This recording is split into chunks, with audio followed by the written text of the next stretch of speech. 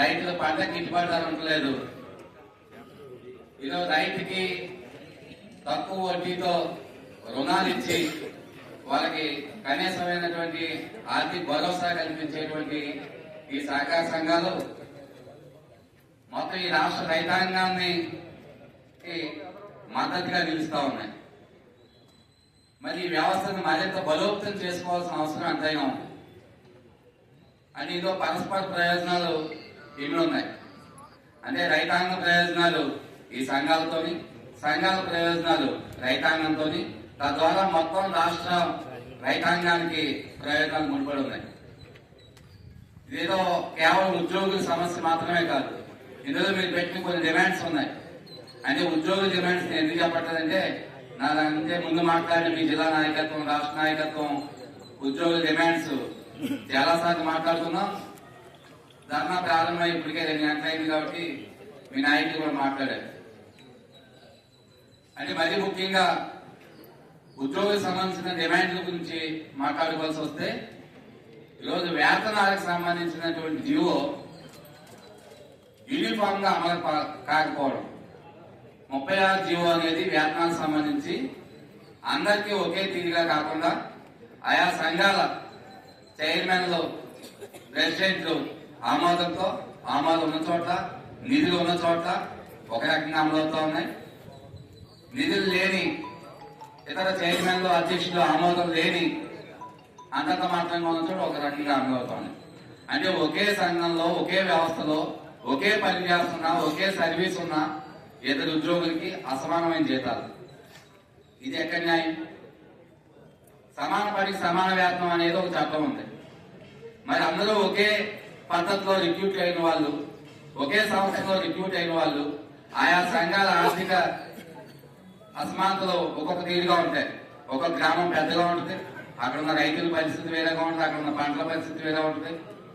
మరి ముఖ్యంగా మన జిల్లాలో అయితే సంఘాల సంఖ్య ఎక్కువ, మేజర్ ప్రతి గ్రామానికి ఒక సంఘం ఉంటుంది కాబట్టి ఆదాయాలు కూడా పరిమితంగా ఉండేటువంటి సంఘాలు ఉంటా ఉన్నాయి. మరి మీకు ఆదాయం ఉంటేనే మీరు జీతాలు తీసుకోవాలి, లేదంటే అర్ధాకంతో ఉండాలి అంటే మరి ఏం చెప్తా ఉంది ప్రభుత్వం? ఈ వ్యవస్థ ఏం చెప్తా ఉంది అంటే ఆదాయం ఉన్నవాడు 2 కోట్ల తినండి, ఆదాయం లేని 1 కోటే తినండి అని చెప్తారా? సగం బట్టే కట్టుకోమని చెప్తారా? అనారోగ్యం వస్తే సగమే వైద్యం చేయించుకోమని చెప్తారా? పిల్లలు సగమే చదివించుకోమని చెప్తారా? ఏం చెప్తుంది? 2019 తర్వాత నియామకాలు ప్రభుత్వం పద్ధతిగా చేసి ఉండాలా?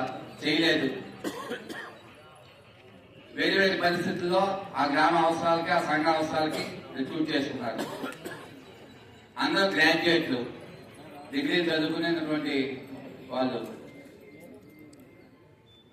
పనిలో అన్నిటికంటే ముందు ఉండాల, జీతంలో, ఉద్యోగంలో మీ గురించి అడగద్దు. హక్కులైతే అడగద్దు, పని అయితే చెప్పండి, హక్కులైతే అడగద్దు. మీరు మా ఉద్యోగులు కాదని చెప్తారు. అన్ని పదవికి వాళ్ళు ముందు పెడతారా? జీతాలు వచ్చేదానికి, ఉద్యోగ బాధ్యత వచ్చేటప్పటికి మీరు మా ఉద్యోగులే కాదని చెప్తారు. ఇది ఎంత దుర్మార్గం. కానీ ఇటువంటి ఉద్యోగులు, కార్మికులు యొక్క డిమాండ్స్ ని ప్రభుత్వాలు పట్టించుకోవాలి, న్యాయం చేయాలి. కేవలం ఇది ఉద్యోగులకు సంబంధించిన డిమాండే కాదు. ఈరోజు మన డబ్బులు డిసిసిబి బ్యాంకుల్లో కానీ, బైబ్యాంకుల్లో కానీ పొదుపులు జమ చేస్తా ఉన్నాం. దానికి రావాల్సిన డివిడెంట్ల సంగతి ఏంటి? డివిడెంట్లు కిందకి ఇవ్వకపోతే సంఘాలు ఎలా నడుస్తాయి? మరి రైతులకు వాటా ఇవ్వాలా వద్దా? మరి రైతాంగాన్ని మోసం చేయడం కాదా ఇది? రైతు పర్పస్ సంఘం అని చెప్పి పేరు పెట్టి రైతులతో డబ్బులు కట్టించుకుని రైతులకు న్యాయమైన డివిడెంట్ ఇవ్వకుండా, సంఘాలకు రావాల్సినటువంటి న్యాయమైన డివిడెంట్లు రాకుండా తొక్కు పెట్టి కూర్చోవడం అంటే, మరి మీరు నిజంగా డివిడెంట్ తీసుకోకుండా పైన మీరు తీసుకున్నారు కదా. రాష్ట్ర స్థాయి నుంచి జిల్లా స్థాయి వరకు వస్తా ఉన్నాయి. మరి జిల్లా స్థాయికి సంఘం స్థాయిలోకి ఎందుకు రావట్లేదు? సంఘం నుంచి రైతుకి ఎందుకు అవ్వట్లేదు? మనందరం రైతు పెద్దలే కదా, రైతు కుటుంబాల నుంచి వచ్చిన వాళ్ళే కదా. కాబట్టి మనం కూడా రైతులుగా, రైతు బిడ్డలుగా ఈరోజు రైతు సంక్షేమాన్ని, రైతుకు కావాల్సినటువంటి న్యాయమైన వాటాని ఇవ్వకుండా తొక్కు పెట్టడం అంటే ఇది అన్యాయం కాదు. కాబట్టి కేవలం ఉద్యోగులకు సంబంధించిందే కాదు ఇది రైతాంగానికి మొత్తం ప్రజానికానికి గ్రామానికి సంబంధించింది. దీన్ని కాపాడుకోవాలి, బలోపేతం చేసుకోవాలి. ఈరోజు ప్రభుత్వాల వ్యవహారం ఎలా ఉందంటే గ్రామీణ బ్యాంకులన్నింటినీ